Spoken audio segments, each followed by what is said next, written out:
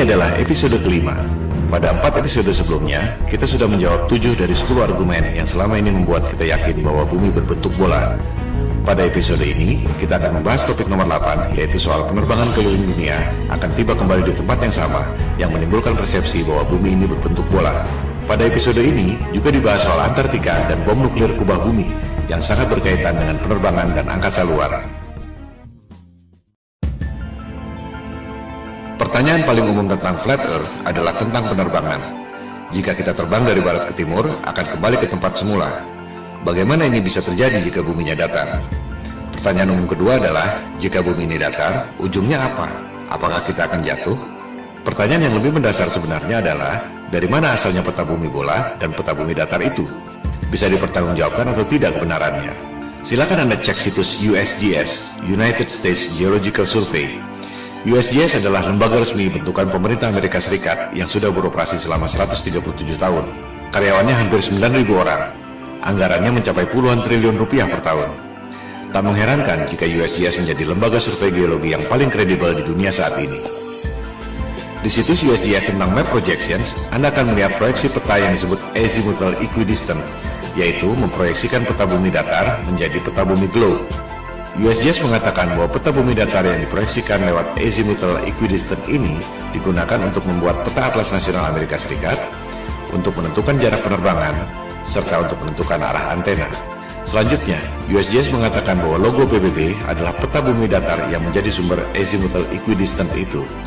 Ini adalah bukti yang tak terbantahkan. Pada referensi lain, di Wikipedia, diterangkan bahwa peta bumi datar yang diproyeksikan dengan metode azimuthal equidistant ini membuat berbagai jarak pada peta bumi bola menjadi benar secara proporsional. Artinya, peta yang sebenarnya adalah peta bumi datar itu. Disebut pula bahwa rumus matematika untuk pembuatan azimuthal equidistant ini pertama kali dikemukakan oleh seorang cendekiawan muslim bernama Al-Biruni yang hidup 1000 tahun lalu. Kita tak pernah mendengar nama Al-Biruni, tapi NASA tahu persis dan menamakan sebuah krater di bulan dengan nama Al-Biruni Crater untuk menghormati pencetus metode azimuthal equidistant itu. Jadi jelas sekali bahwa menurut USGS, peta bumi datar adalah dasar pembuatan peta bumi bola.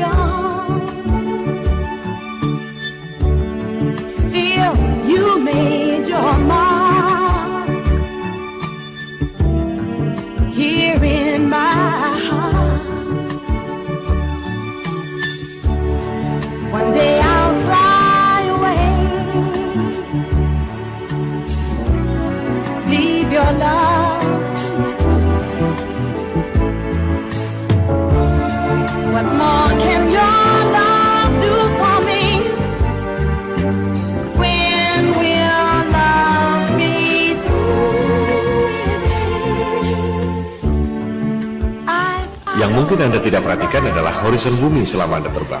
Lengkung seperti bola atau lurus dan datar. Berikut adalah time-lapse dari penerbangan Airbus 380 yang direkam pada penerbangan dari LA ke Frankfurt sejauh 9.370 km. Rekaman dilakukan dengan kamera biasa, bukan fish eye lens yang membuat semua tampak lengkung. Mari kita lihat apakah horizon bumi itu lengkung atau datar. One day I'll fly away. Leave your love to this day. What more can your love do for me? When will love be through with me? Why live life from dream to dream and rest all day that dreaming ends?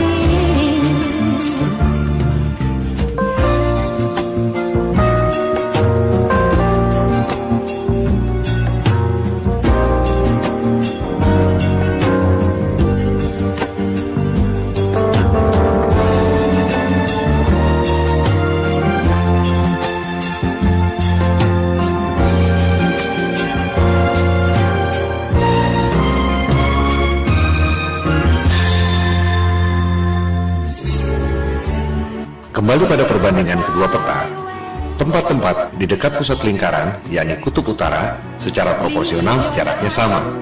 Semakin ke selatan, jaraknya semakin berbeda. Yang paling membedakan adalah Antartika. Kita akan membahasnya satu persatu. Pertama, jarak benua-benuanya dulu. Kita bisa membuktikannya dengan mudah lewat jalur penerbangan. Di selatan Khatulistiwa, yakni Australia, Amerika Selatan, dan Afrika Selatan, jalur penerbangannya tak masuk akal jika menggunakan peta globe, tapi masuk akal jika menggunakan peta flat earth. Anda bisa cek sendiri melalui berbagai situs yang menyediakan layanan tiket penerbangan. Kita ambil contoh satu jalur penerbangan di belahan selatan, dari Santiago, Chili di Amerika Selatan ke Johannesburg di Afrika Selatan. Jika kita ambil jarak lurus di peta globe, memakan waktu 12 jam penerbangan. Tapi, jika Anda cek di situs-situs tiket penerbangan, rute tersebut tidak ada. Dari Santiago, harus mampir dulu di Senegal, baru ke Johannesburg, memakan waktu 19 jam penerbangan. Rute itu tampak tidak masuk akal. Tapi, jika menggunakan peta flat earth, menjadi sangat masuk akal karena merupakan garis lurus. Menarik bukan? Kita ambil jalur lain lagi di selatan. Dari Johannesburg, Afrika Selatan, ke Sydney di Australia Selatan. Jika kita ambil jarak lurus di peta globe, memakan waktu 11 jam penerbangan. Tapi rute itu tidak ada. Dari Johannesburg, harus mampir dulu ke Dubai, baru ke Sydney, memakan waktu 18 jam penerbangan. Ini juga tampak tidak masuk akal. Sementara, jika menggunakan peta flat earth, rute Johannesburg, Dubai, Sydney hampir lurus. Mana yang lebih masuk akal buat Anda? Kita ambil contoh ketiga. Sekarang dari Sydney, kembali ke Santiago, Chili. Jadinya keliling dunia, tapi di bagian selatan Khatulistiwa. Menurut keterangan USGS tentang azimuthal equidistant yang sudah dijelaskan tadi, seluruh jarak di selatan Khatulistiwa pada peta globe memang tidak benar, karena jaraknya makin jauh dari pusat lingkaran, yakni kutub utara. Kita lihat, pada peta globe, dari Sydney ke Santiago, Chili, jika menggunakan garis lurus memakan waktu 15 jam. Rute itu juga tidak ada. Dari Sydney, harus transit dulu ke LA, baru kemudian ke Santiago. Total 27 jam. Sangat tidak masuk akal. Jika menggunakan peta flat earth, rute Sydney, LA, Santiago itu memang hampir seperti garis lurus. Mana yang lebih masuk akal buat Anda? Ini semua adalah indikasi, reasonable doubt, bahwa ada kecurigaan yang beralasan, bukan bukti nyata bahwa rutenya salah. Sebab orang bisa saja mengatakan karena masalah komersial, yaitu transit untuk ambil penumpang.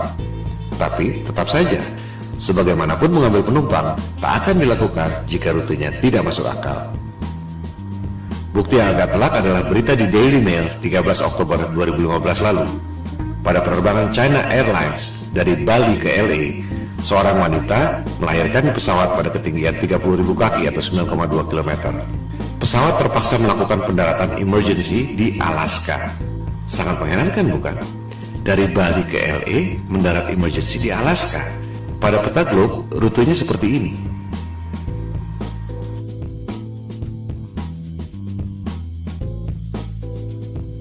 Pada peta bumi datar, rute Bali LA mendekati Alaska adalah seperti ini.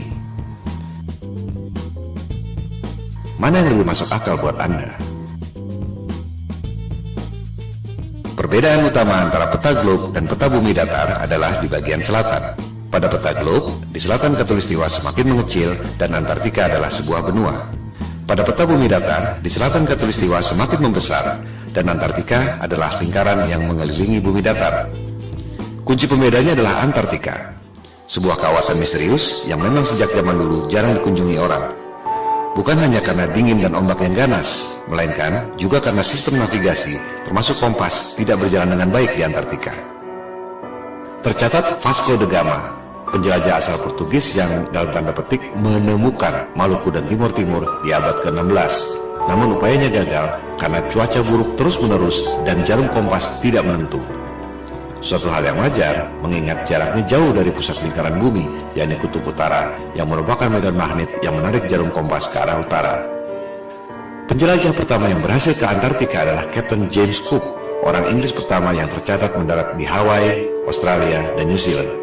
Ia menjelajahi Antartika tahun 1772 bersama 111 awak kapal dan saintis. Captain Cook menjelajahi Antartika selama 3 tahun 8 hari. Ia hanya menemukan tembok es. Tak ada jalan masuk. Selama 3 tahun 8 hari itu, tercatat ia menjelajahi 60.000 km tembok es Antartika. Angka itu juga sangat menarik. 60.000 km adalah 1,5 kali panjang ekuator bumi. Ia sudah menempuh jarak 1,5 kali keliling dunia dan hanya menemukan tembok es Antartika. Dari jurnal catatan Captain Cook, rute 60.000 km pada peta globe adalah seperti ini. Pada peta bumi datar, rute Captain Cook adalah seperti ini. Ia benar-benar keliling di ujung dunia, tembok es Antartika yang mengelilingi bumi datar. Catatan Captain Cook ini sebenarnya bukti yang otentik bahwa peta globe adalah bohong. Sebab, pada peta globe, Antartika dibilang sebagai benua dengan keliling 12.000 miles atau 19.300 km. Padahal, Captain Cook menjelajah keliling tembok es Antartika sepanjang 60.000 km. 3 kali lipat dari yang dikatakan oleh penguasa global.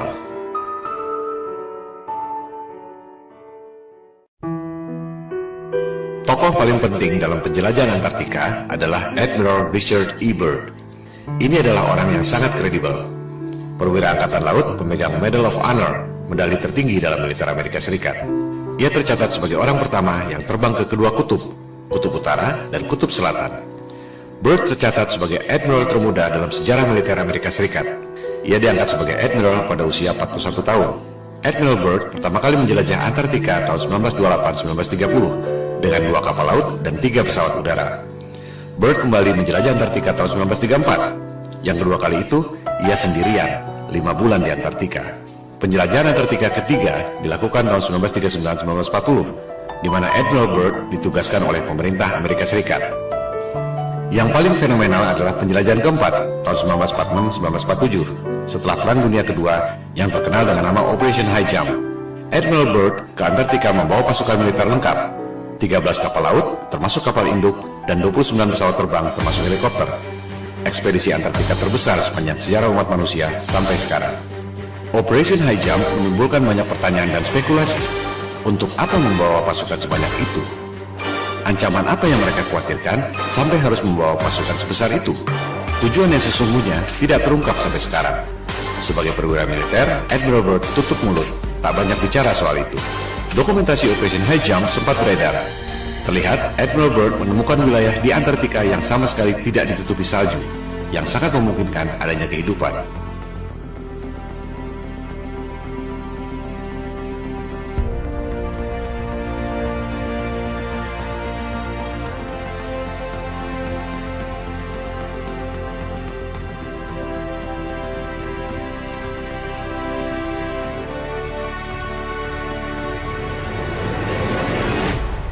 Dalam wawancara dengan harian Chile, El Mercurio tahun 1947, Admiral Byrd membuat pernyataan yang sangat mengejutkan.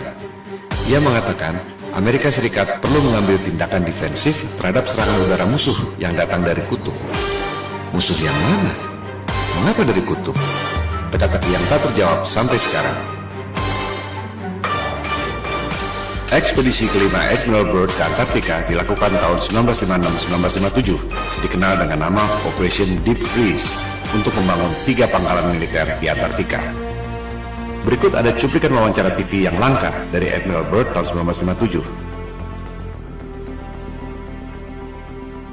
A television journal of the important issues of the hour. Our very distinguished guest for this evening is Admiral Richard E. Byrd. I must say that Admiral Byrd, our guest tonight, is not only our greatest living explorer, but he's been an inspiration to countless Americans. Admiral Byrd, you've been to both the North Pole and the South Pole.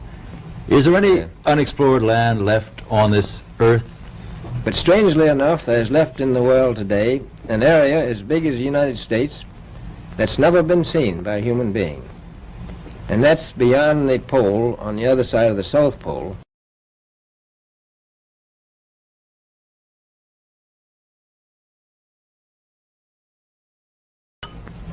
We've found enough of coal within 180 miles of the South Pole, enough to supply the whole world for quite a while. So we think there's oil there, and there's evidence, probably uranium there. Ada 3 hal yang sangat penting yang perlu dicatat dari pernyataan otentik Admiral Byrd. Pertama, Antartika kaya sumber daya alam. Ada batu bara, minyak, dan kemungkinan uranium.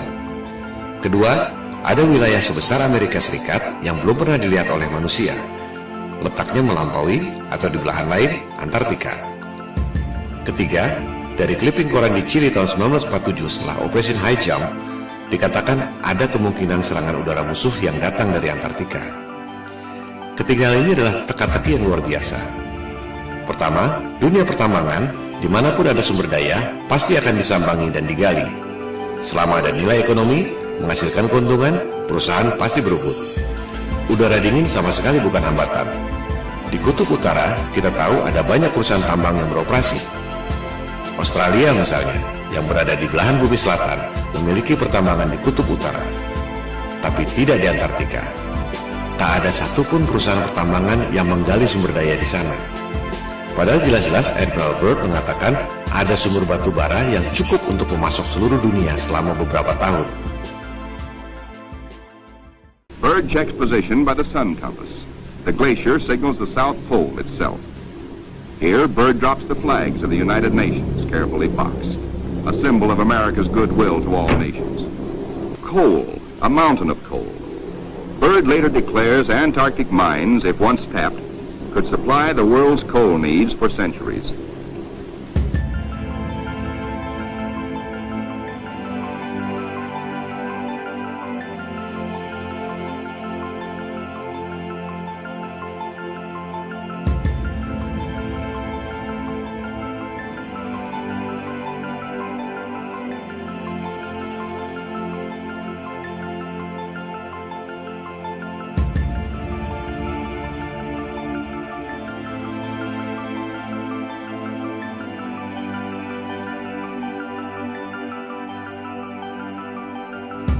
Apakah ini berkaitan dengan pernyataannya bahwa ada kemungkinan serangan udara musuh dari Antartika?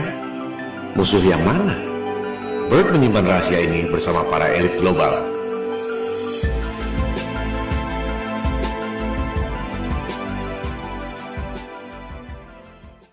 Kedua, dikatakan ada wilayah sebesar Amerika Serikat yang belum pernah dilihat oleh manusia, letaknya beyond, on the other side, Antartika. Jelas sekali ia tidak bicara dengan menggunakan peta bumi globe. Sebab, jika terbang melewati Antartika, seharusnya kembali pada 3 benua yang terletak di selatan. Apakah Australia, Amerika Selatan, atau Afrika Selatan? Tapi Byrd mengatakan, jika kita terbang melewati Antartika, justru sampai ke benua lain yang belum pernah dilihat oleh manusia. Tak mungkin jika menggunakan peta globe. Sekali lagi, Admiral Byrd adalah tokoh yang kredibel. Admiral termuda sepanjang sejarah militer Amerika Serikat, pemegang Medal of Honor.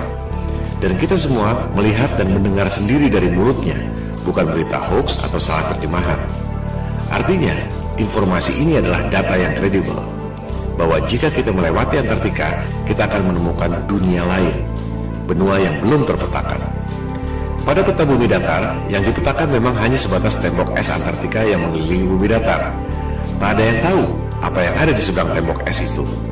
Kebanyakan orang berpikir bahwa di tembok es itu ada kubah celestial yang tidak kelihatan. Tapi, menurut Byrd, masih ada benua lain di seberang sana. Apakah ini berkaitan dengan pernyataannya tentang ancaman serangan udara musuh dari belahan Antartika? Yang sangat menarik, di Library of Congress, Perpustakaan Kongres Amerika Serikat, Anda dapat menemukan peta seperti ini. Peta itu ditemukan di sebuah kuil di Jepang yang dibuat sekitar 1000 tahun lalu. Kita lihat, yang bulat di tengah itu adalah peta bumi datar, yang juga merupakan logo PBB. Lingkaran putih adalah tembok es Antartika. Di bagian luarnya ada lusinan benua-benua sebesar Amerika. Apakah ini yang dimaksud oleh Admiral Byrd? Kalaupun benar, apakah benua-benua itu ada penghuninya? Manusia atau bukan? Itukah yang dimaksud Byrd sebagai kemungkinan serangan udara musuh dari belahan Antartika? Jangankan pergi ke bulan, Mars, atau Jupiter. Di belahan selatan bumi saja masih banyak yang tidak kita ketahui.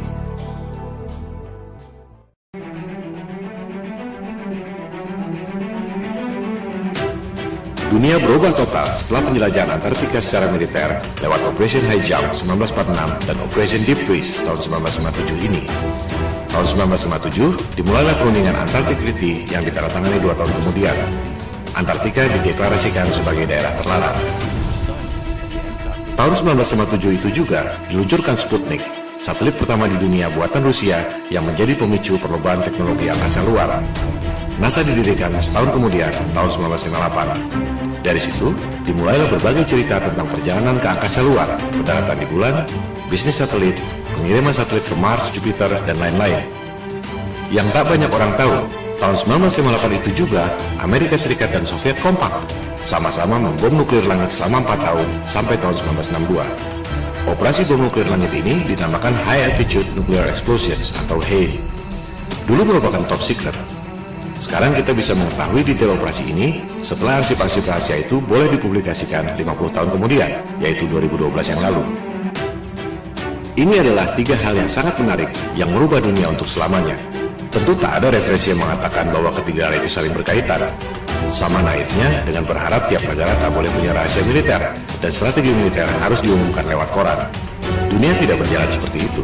Kita hanya bisa mengetahui hal-hal seperti ini melalui analisis intelijen atau kecerdasan. Hanya otak intel dan detektif yang bisa mendeteksi kaitan dari berbagai indikasi yang ada. Pemicunya adalah operasi militer penjelajahan Antartika lewat Operation High Jump 1946-1947 dan Operation Deep Freeze 1956-1957. Ada wilayah baru kaya sumber daya alam, tapi tak ada yang boleh mengeksplorasi. Ada wilayah sebesar Amerika di seberang, di belahan lain, Antartika. Ada kemungkinan serangan udara lawan yang datang dari belahan Antartika. Lantas, apa yang dilakukan? Ada 3 hal. Politik, tutup Antartika melalui Antarctic Treaty 1957 yang ditandatangani 1959. Tak ada orang yang boleh lewat Antartika. Militer, Amerika Serikat dan Soviet kompak, sama-sama membom nuklir langit selama 4 tahun. High Altitude Nuclear Explosions 1958-1962. Ada tirai celestial, medan elektromagnetik, langit, atau apapun namanya yang tak mempan di bom nuklir selama 4 tahun. Propaganda, penjelajahan angkasa luar, Sputnik yang memicu berdirinya NASA. Padahal Amerika Serikat dan Soviet sama-sama tahu ada tirai celestial yang tak mempan di bom nuklir selama 4 tahun. Tak ada roket yang bisa melewatinya.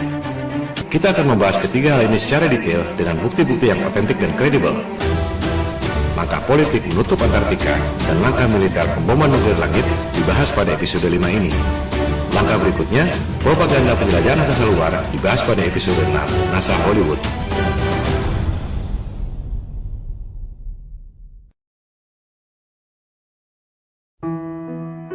Kita mulai dengan langkah politik, menutup Antartika dari seluruh warga dunia lewat Antarctic Treaty 1959. Antartika berada di bawah pengawasan 12 negara, yaitu Amerika Serikat, Soviet atau Rusia sekarang, Inggris, Prancis, Jepang, Belgia, Norwegia, dan 5 negara di belahan paling selatan dunia, Australia, New Zealand, Argentina, Chili, dan Afrika Selatan. Ini adalah skandal. Semua negara boleh punya rahasia militer dan daerah terlarang.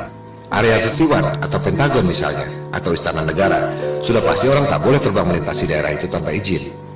Tapi bukan berarti tak boleh melintasi satu benua Amerika. Melarang orang melewati satu benua adalah bukti bahwa dunia ini adalah panggung yang dikuasai oleh segelintir dalang. Dunia adalah milik seluruh warga berdasarkan prinsip kesetaraan. Tak ada yang boleh menjadi polisi dunia. Sebab kekuasaan itu cenderung korup dan kekuasaan yang mutlak secara mutlak pasti akan korup. Warga dunia berhak untuk tahu ada apa sebenarnya di Antartika.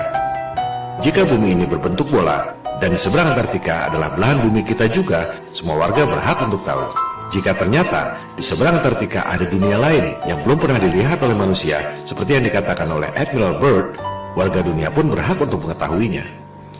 Maka kita kembali pada Flat Earth Challenge di awal episode 1. Kita tak perlu buang waktu berdebat kusir soal bentuk dunia. Silakan terbang lintasi Antartika. Anda tak akan dapat melakukannya. Yang dimaksud di sini adalah terbang melintasi Antartika, bukan camping atau terbang di pinggiran. Banyak tur atau camping di pinggiran Antartika. Bukan itu yang dimaksud.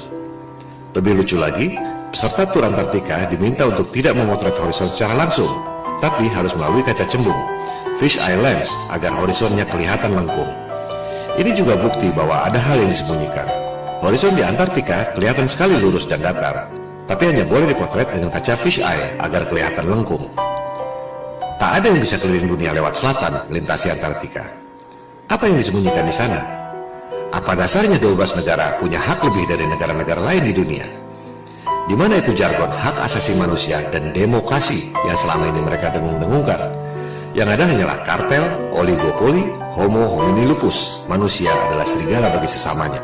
Ini yang membuat topik flat earth booming secara eksponensial sejak November 2015. Jika semua orang lama-lama sadar, satu kebohongan ini akan membongkar kebohongan-kebohongan lainnya.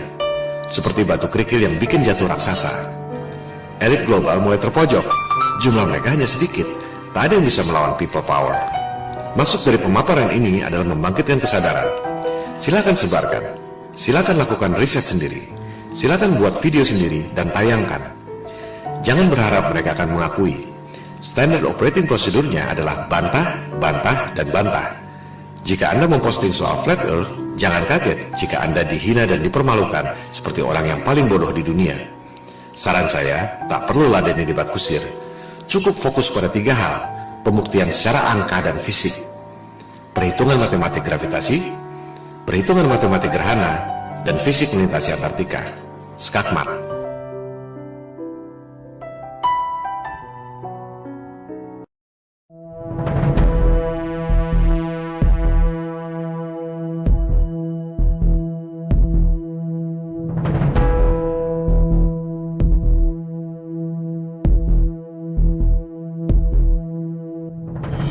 Di luar kisah-kisah drama Perang Dingin, Amerika Serikat dan Uni Soviet sebenarnya kompak melakukan operasi militer gabungan.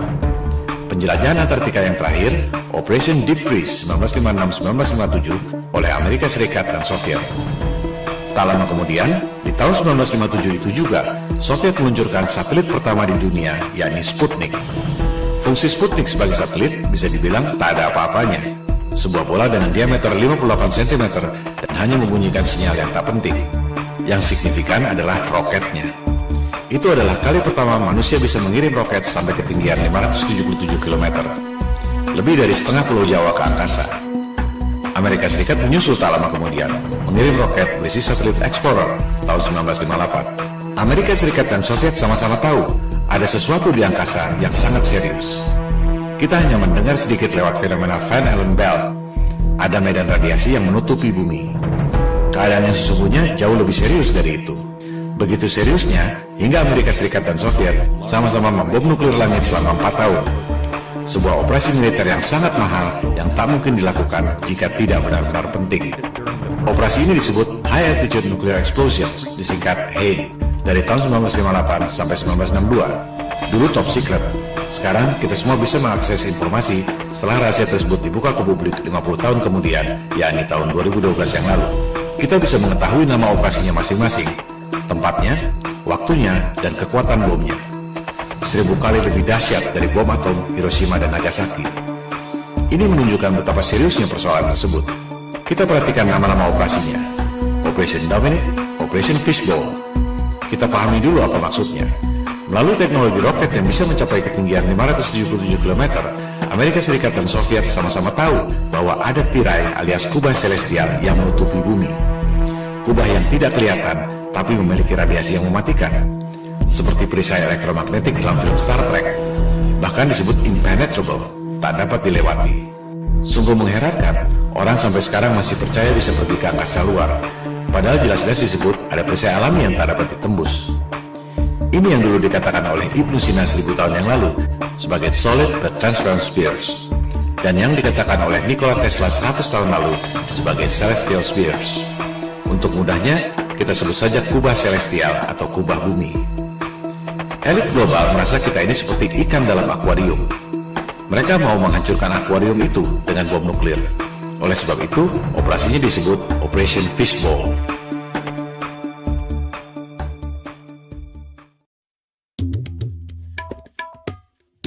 Elit global dan Freemason adalah titisan doktrinal dari Raja Nimrod yang membangun menara Babel untuk menantang Tuhan yang menciptakan banjir Nabi Nuh.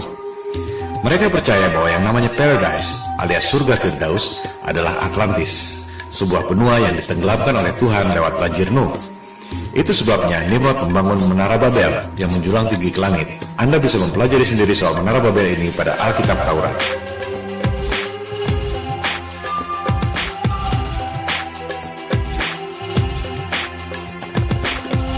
Elit global melakukan hal yang sama, Operation Fishbowl, menghancurkan akuarium alias kubah celestial yang menutupi bumi dengan menggunakan bom nuklir. Persis seperti Raja Nimrod membangun menara Babel menjulang tinggi ke angkasa untuk menantang Tuhan. Oleh sebab itu, operasi bom nuklir kubah bumi ini disebut Operation Dominic alias Operasi Tuhan. Menghancurkan akuarium kubah bumi alias Operation Fishbowl, mereka menggunakan bom nuklir yang dinamakan Thor, palu godam dewa pagan untuk memukul kubah bumi buatan Tuhan. Terakhir beredar rekaman video Operation Fishbowl tahun 1962 yang sudah boleh diakses publik setelah kadaluarsa 50 tahun. Mari kita saksikan. Anda tak akan pernah melihat hal seperti ini lagi dalam hidup Anda.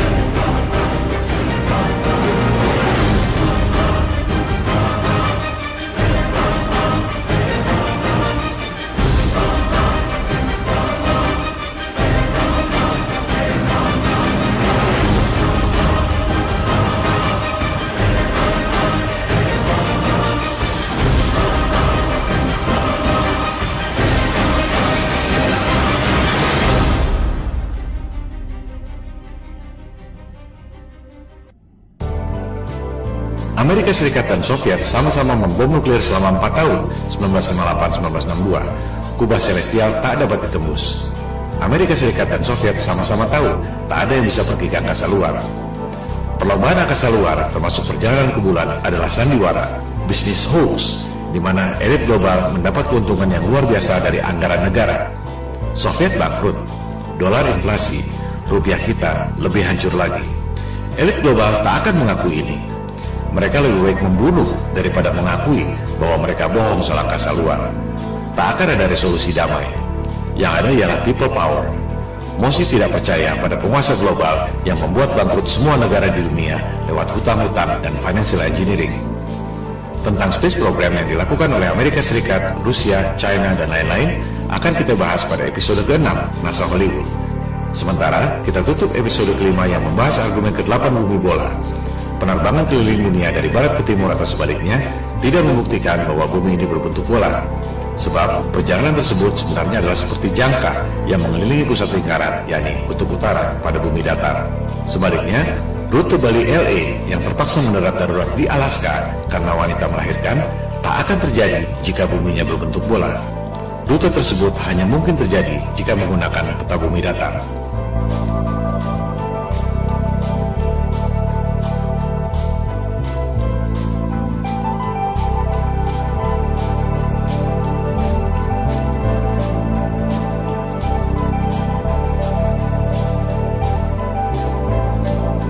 Orang bisa terbang keliling dunia dari barat ke timur atau sebaliknya. Tak ada yang bisa keliling dunia dari selatan ke utara, melintasi Antartika.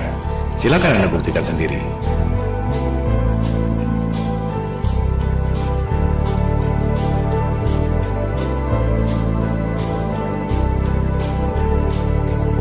Hal ini membuktikan ada rahasia yang disembunyikan di Antartika. Antartika adalah salah satu rahasia kunci pada konspirasi bumi datar.